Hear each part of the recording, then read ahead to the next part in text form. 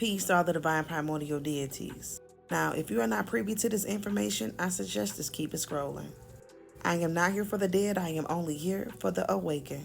If it resonate, let it marinate. If it don't apply, let it fly. Now let's get deep. Now let's talk about these two moons that we are getting ready to have starting tomorrow. Now, I put in a little bit of research and I came across some information stating that when you see these two moons, just know it means doom. But I also seen a theory stating that we always had two moons and that they collided together and ended up merging. Now, it's not too far-fetched to believe that it's a possibility that we could have had two moons because we have two suns. But I also discovered a video from years ago of an old scientist stating that the moon is a ball of plasma. Now, based off seeing that video, I believe that our moon gave birth to a mini moon. And the reason why I say that is because I believe that this has everything to do with the organic beings on this planet. Because in order for us to go through our official upgrade, we need a second moon. And I will discuss more of that further down in this video. But let's talk about the flip side of having two moons. You got two moons that's magnetic in the atmosphere. We already know the effects of one moon, the effects on the tides, the emotions, and also it can affect the earthquakes, the volcanoes. It can disrupt a lot of things having two moons in the atmosphere, and both of them are magnetic. So yes, having two moons can be bad because it can cause a lot of catastrophic events on the planet. Now let's get into the spiritual aspect of things on why I believe that the moon gave birth to a mini moon, and the reason why is to help with the evolution and the upgrade of the gods on the planet. Now, the two moons represents the return of the matriarch and the ending of the patriarchal system. It also means the return of the order of the Mayat. Now, keep this in mind, we have two suns, which means that it's not too far-fetched to believe that somewhere in the past that we had two moons. Ask yourself, what happened to the second moon and why is it not here? And why now we are having a second moon now? I'm going to tell you why. It's because this second moon has a lot to do with our evolution. And I believe they ended up blowing up the second moon for a reason, because they knew in the future it was going to have a lot to do with the evolution and the amplifying of the gods on the planet. And now this moon that we have gave birth to this mini moon. This is my theory.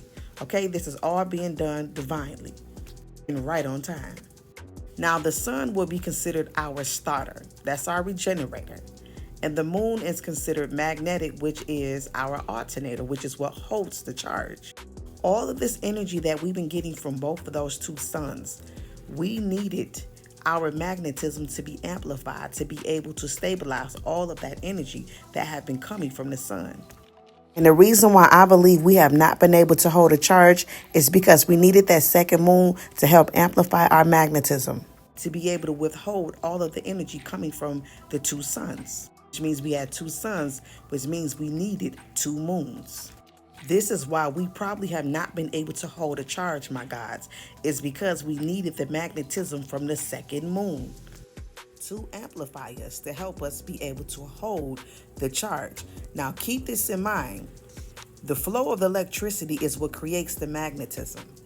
So if we got a heavy, strong flow that's coming from the sun, but we don't have the magnetism to withhold that, that means all of that energy is just sitting in us, waiting to be amplified by having an increase in our magnetism. So with the second moon being here, we're going to be able to hold a charge finally, because our magnetism is going to be amplified. Now, the moon is associated with the spiritual world. It's also connected to the human circadian rhythm. And the circadian rhythm is controlled by the pineal gland. The pineal gland is the bridge to the spiritual world.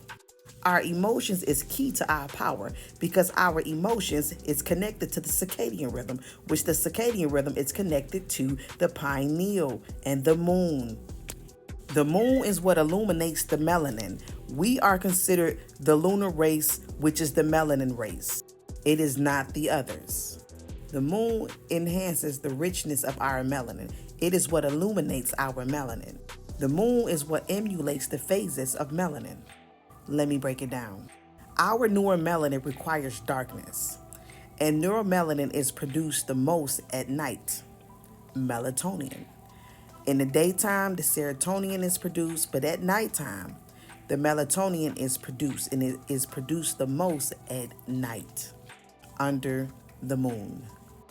And neuromelanin and also melatonin is what requires darkness. That's why the moon is considered the dark moon, because it's out at night. I believe they reverse the days in order to confuse our circadian rhythm, and this is why I say that. It's because in the daytime, we're supposed to be asleep up under the sun, because the sun is the regenerator and it also activates the melanocytes to produce more melanin. We're supposed to be asleep in the daytime up under the sun, okay? Because that's when we get regenerated. And then at night, we're supposed to be up, because that's when we hold a charge up under the moon. Because the moon is our alternator. It is what helps us hold the charge. So just imagine having two of them. The power is going to be amplified. That's why at night you notice that you're more active, you're more creative, you be more tuned in, you have more energy. It's because you're under the moon. You are holding a charge. And at that time, the veil is thin between the physical world and the spiritual world. You're more tapped in.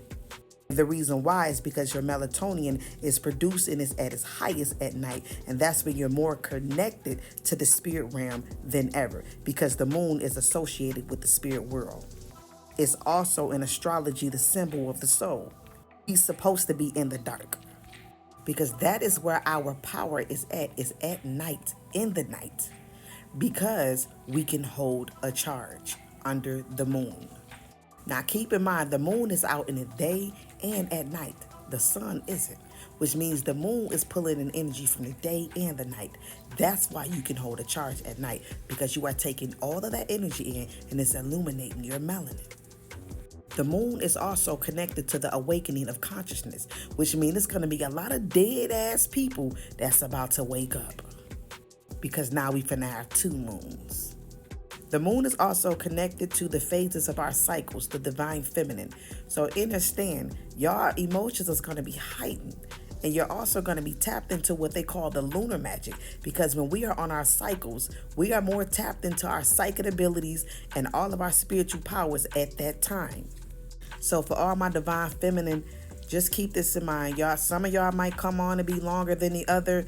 Some of you guys might have it for a few days longer, or might be on it for a whole month.